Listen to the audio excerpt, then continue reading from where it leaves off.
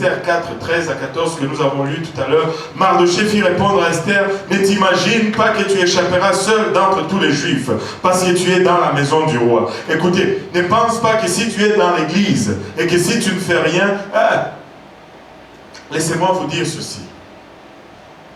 Ding, ding, ding, ding, ding, ding, ding. Révélation. Si vous n'avez rien compris de tout ce que j'ai dit jusqu'à présent, retenez au moins ceci. Si tu es dans la maison de Dieu, que tu ne fais rien pour gagner les âmes, tu vas finir dehors. Tu vas perdre ton salut. Esther était dans la maison du roi. Et Mardochée dit que ne pense pas que si tu es là-dedans, que toi tu vas échapper si tu ne fais rien. Oh, moi je veux juste travailler à mon salut et puis c'est tout, je ne veux pas. Attends un peu. Tu vas te retrouver dehors sans le réaliser. Si tu ne travailles pas au salut des autres, tu vas perdre ton propre salut. Nous devons être constamment à avoir le battement du cœur de Dieu. Nous devons être constamment en train de nous préoccuper pour le sort de ceux qui ne connaissent pas encore Dieu. Parce que sinon, nous allons y perdre également notre propre salut. Oh. Car si tu t'étais maintenant, Dieu va élever quelqu'un d'autre pour aller prêcher. Dieu va élever quelqu'un d'autre pour aller évangéliser. Dieu va élever une autre personne pour être obéissant et soumis et aller faire ce que tu n'as pas voulu faire. Le secours et la délivrance surgiront d'autre part pour les Juifs. Mais tu sais quoi? Toi et la maison de ton père, vous périrez. Et qui sait si ce n'est pas pour un temps comme celui-ci que tu es dans ce palais royal? Qui sait si ce n'est pas pour un temps comme celui-ci que tu es dans la maison de Dieu aujourd'hui? Qui sait si ce n'est pas pour le salut de ta famille, de ta maison, que tu es dans la maison du Seigneur aujourd'hui? Qui sait si ce n'est pas pour le salut de ton Père que tu es en train d'écouter ce message aujourd'hui? Prends-le, embrasse-le, conforme-toi à ce message. Tu vas affecter d'autres dans ton sphère le plus proche et dans ton sphère le plus lointain. Persévère, accroche-toi à ces messages parce que c'est un message qui sauve. Si tu t'y accroches, tu te sauveras non seulement toi-même, mais tu sauveras également la maison de ton Père. Alléluia, alléluia, que le Seigneur nous aide, que le Seigneur nous assiste. Écoute, et quand Esther a entendu cela, elle a dit, ok, je vais jeûner, je vais prier, mais vous aussi ne mangez rien, ne jeûnez,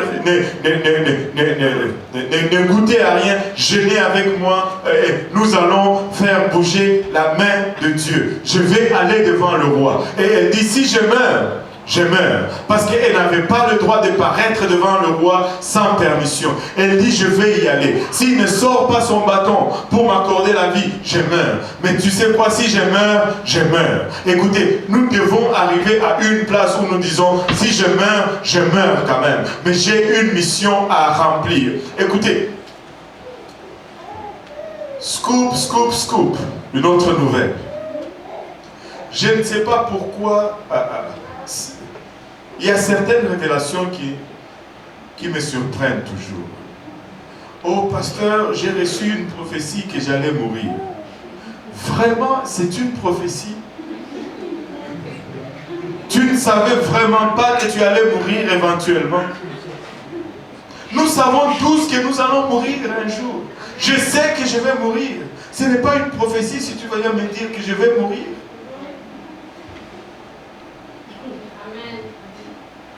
Mais que ma mort sert au moins à quelque chose.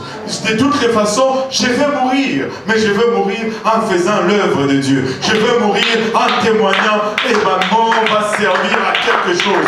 Si je meurs, je meurs. Anyway, je veux mourir quand même. Mais je veux mourir, alléluia, en riant dans la face du diable. Tu n'as pas eu cette vie, je vais mourir, alléluia, en servant l'Éternel. Je veux mourir en allant au ciel.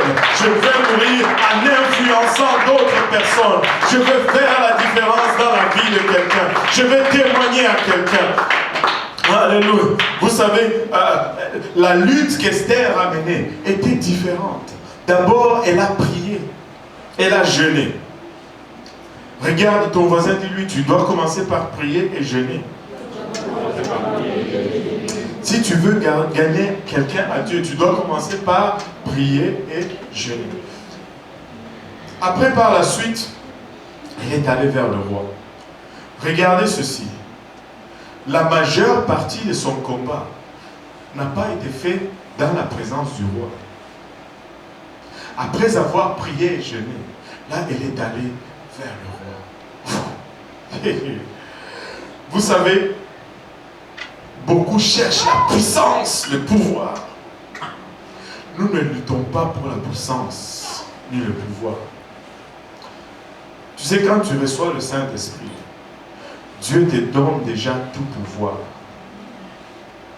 Tu n'as pas, on a vu ça dans le livre d'Éphésiens, tu n'as pas moins de Dieu en toi que l'autre frère ou sœur que tu dois faire plus pour le Seigneur.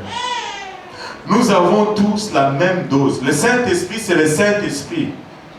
Il n'y a pas de petit Saint-Esprit, il n'y a pas de grand Saint-Esprit, il n'y a pas de puissant Saint-Esprit, il n'y a pas de moins puissant Saint-Esprit.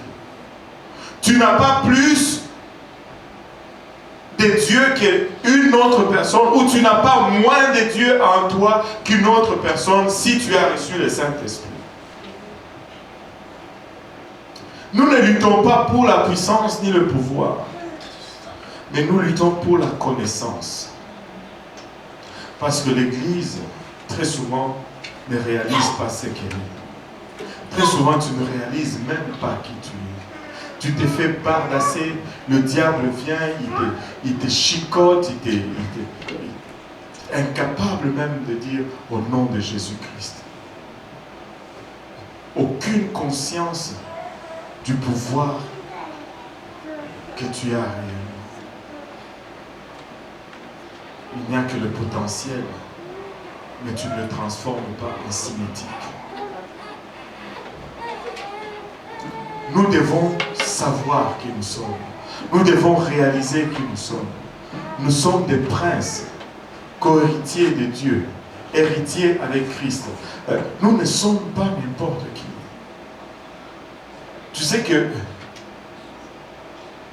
Anyway, je risque de ne pas finir ce message. Ouf, le temps file. Bien, on va avancer un peu.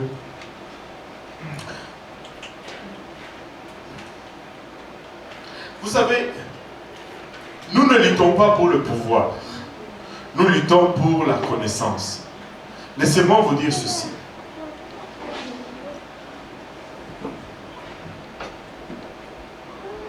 Après Dieu,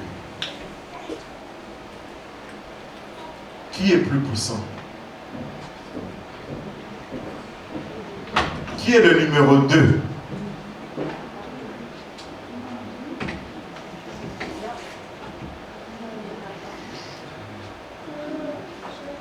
C'est toi, l'Église. Le diable n'est pas plus puissant que toi. Quand tu regardes l'ordre d'autorité, après Dieu, c'est toi. C'est pourquoi tu vas à Dieu quand tu es en difficulté. Parce qu'au-dessus de toi, il n'y a que Dieu.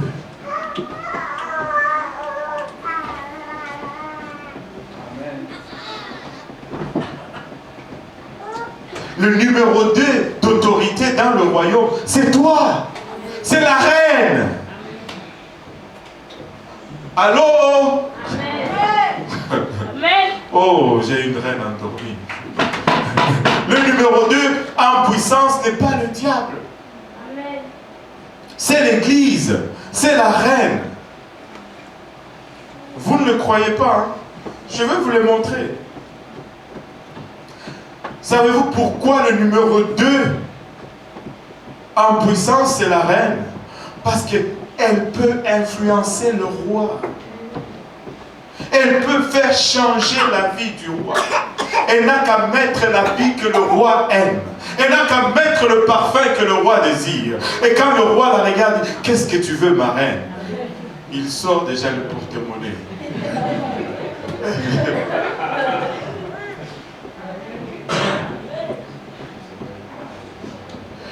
numéro 2 en puissance, c'est toi. Réveille-toi. Oh Seigneur. Tu as de l'influence au bleu du roi. Tu peux changer la main du roi. Tu peux toucher le cœur du roi. Tu es la reine. Amen. Ce n'est pas le diable qui est le numéro 2 en puissance, c'est toi. Regarde ton voisin, dis-lui, c'est toi. Réveille-toi, exerce ta puissance. Réveille-toi, exerce ton influence sur Dieu. Commence donc à influencer Dieu. Habille-toi comme il le désire, parfume-toi comme il le désire, attire son attention et influence Dieu. Touche les cœurs de Dieu. Alléluia. Oh Seigneur Jésus-Christ. Alléluia. Aman n'avait pas l'influence sur le roi. Peu importe ce que Aman a dit au roi, Esther a pu de faire cela parce que Esther avait plus d'influence sur le roi que Aman. Le diable peut faire ce qu'il désire, mais tu as plus d'influence sur le roi que le diable en a. Tu peux changer le cœur du roi. Tu peux faire bouger la main du roi. Ce n'est pas le diable qui fait bouger la main du roi, c'est l'Église qui fait bouger la main du roi. Tu es la numéro 2 dans l'ordre d'autorité. Exerce ton autorité, exerce ton pouvoir. Aman, alléluia, ne devait pas seulement écouter le roi, il devait aussi écouter la reine. Le diable doit des fois t'écouter. Très souvent, c'est toi qui écoutes le diable. Et c'est là ton problème. Quand il commence à parler, tu dis chut. C'est moi qui parle. Amen. Et commence à parler. Tu es la reine. Oh boy.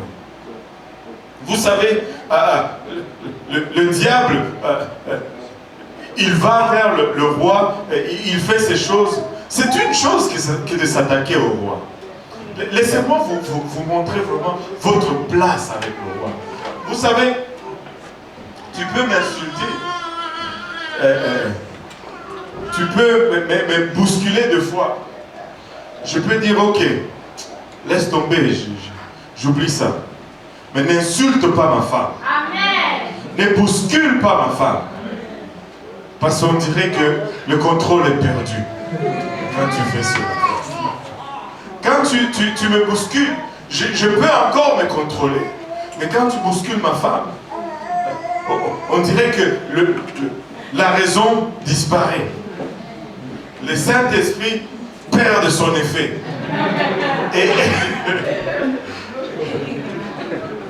Et tu peux... Le diable, Aman est allé, il a dit des choses au roi. C'était correct. Il avait les yeux sur le trône. Il s'en sortait. Mais lorsqu'il s'en est pris à la reine, ouf! Regardez chapitre 7. Esther chapitre 7. C'est quel verset encore? Je pense que c'est le verset 4. Esther est en train de dire au roi, oh non, vraiment, car nous sommes vendus, moi et mon peuple, pour être détruits, égorgés, anéantis. Et encore, si nous étions vendus pour devenir esclaves et servantes, je me tairais. Elle sait comment parler au roi. Ah, je me tairais, mais l'ennemi ne saurait compenser le dommage fait au roi. Tu donnes beaucoup de chance au diable.